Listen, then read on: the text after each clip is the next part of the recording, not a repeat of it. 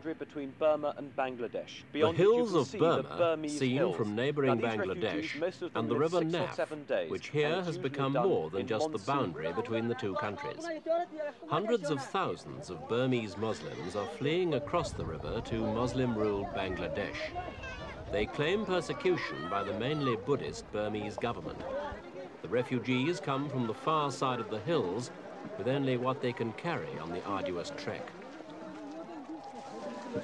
The sad exodus has its origins in an ancient attempt to introduce Islam to what's now Burma. Muslim Bengalis settled in the fertile north, and over the years, others have followed. The last wave of Bengali immigration to the area was when people fled the 1971 civil war, in which East Pakistan seceded from the rest of Pakistan and Bangladesh was born. Now the Burmese authorities have cracked down on people they claim are illegal immigrants. It's all happening in northwestern Burma. When the refugees have crossed the river border into Bangladesh, they gather in the area around the southern town of Teknaf.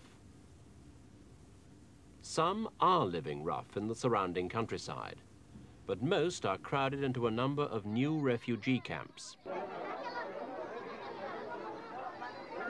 The size of the refugee influx has caused many problems. It's estimated that 200,000 crossed the border during the first month of the exodus. There's a total of 2 million Muslims in Burma, and refugee leaders say many more of them will come. International relief agencies have rushed food to the camps. In the early stages, there was enough to go round. But as the numbers have grown, so have fears of starvation, especially for those not in the camps.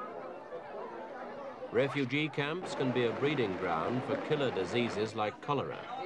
And that's precisely what killed 15 people just after this camp was set up. Doctors soon got the situation under control and prevented an epidemic. But again, as the numbers grew, so did the difficulty of maintaining sanitary conditions. The Burmese government insists their crackdown was aimed at Bangladeshi citizens who had no right to be in Burma. And they've denied the refugees' claims that soldiers were systematically and brutally forcing everyone of Bengali Muslim origin from their homes and land. The refugees had tales of beatings and burned homes.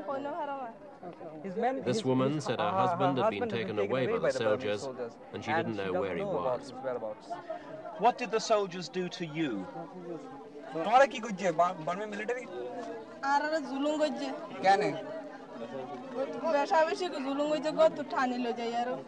She was taken and she was raped by the soldiers. The refugees are just one more problem for struggling Bangladesh, which has got enough problems already. In fact, they arrived when the country's attention was diverted by election fever. General Zia-ur-Rahman, the country's martial law strongman, had called a presidential election with himself as leading candidate. Zia's run Bangladesh since he led a military coup 3 years ago. His main opponent was retired General Atul Ghani Osmani, the man who led the infant nation's army in the War of Secession.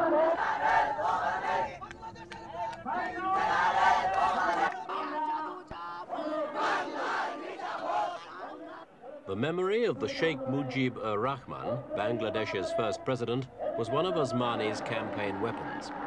Mujib was assassinated in the coup that brought Zia to power amid claims that the Sheikh's regime was corrupt and inefficient. Osmani wanted Mujib rehabilitated so he could be remembered as the nation's founding father. But Osmani's main platform was an instant return to full parliamentary rule. Zia's promised voting in December to set up an elected National Assembly that would govern with a president. But Osmani said that if he were elected president, he would abolish the presidency to make way for parliamentary rule. But he could have had trouble doing that.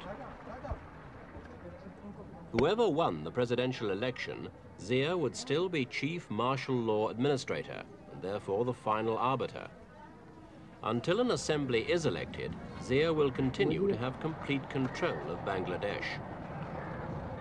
In this presidential vote, the 38 million voters had 11 candidates to choose from. But only the two soldiers were being taken seriously. Soldiers were also helping to run the voting. When Zia held a referendum last year, the result showed a 98% vote in his favour. Some people just didn't believe the general had that many supporters and accused him of rigging the election. Women in Bangladesh queue and vote separately from the men in elections. But they're better off than their sisters in some Muslim countries where women don't have the vote at all. The majority of Bangladeshis can't read or write, so the voters merely have to put a mark against a symbol representing the candidate of their choice. The government hoped that this time, the very public impression of the voting would disarm in advance any allegations of fraud.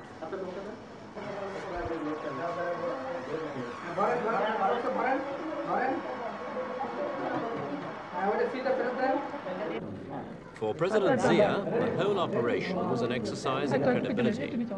When he seized power in 1975, he claimed the Bangladesh people have lost their political freedom and promised to restore it. His followers have called this presidential election an historic step for democracy.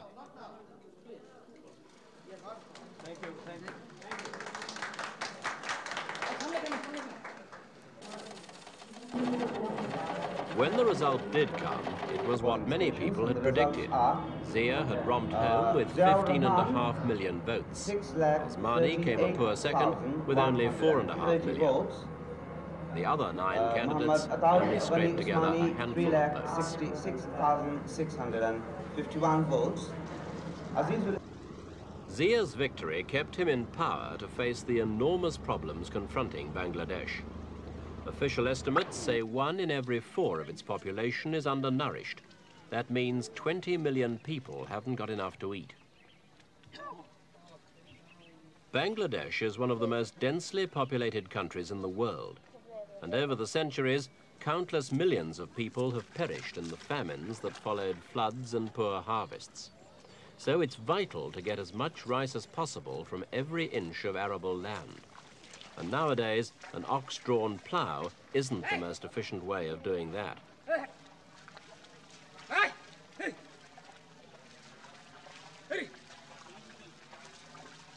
It's not just the ploughing system that's at fault. The country's traditional type of rice plant grows too tall and often falls over even before it's fully grown. That means the plant doesn't get enough sun, so it produces less rice. Scientists and workers at the Rice Research Institute near Dhaka are working on increasing the rice crop. Mechanization is an expensive way for a poor country, so they're working on a new rice plant, not so tall and with a stronger stem to keep it upright, so it gets more sun. An acre of this produces 50% more rice than the old type.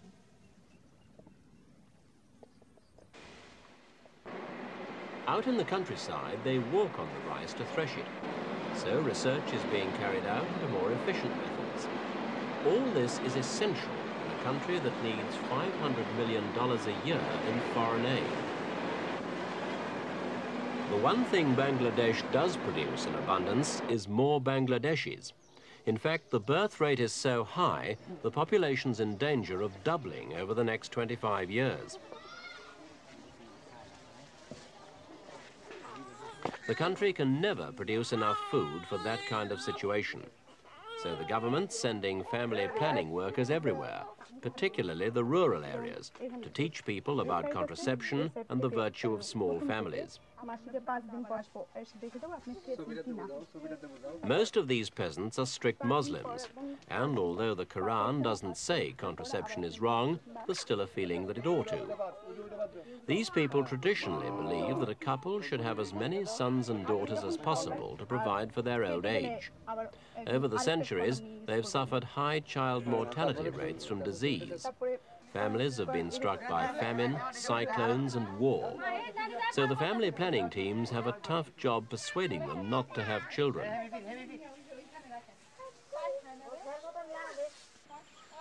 Not surprisingly then, Bangladesh hasn't made any attempt to assimilate the refugees into its own population, and the government's insisting that Burma will have to take them back. But while the politicians argue, the exodus across the NAF continues.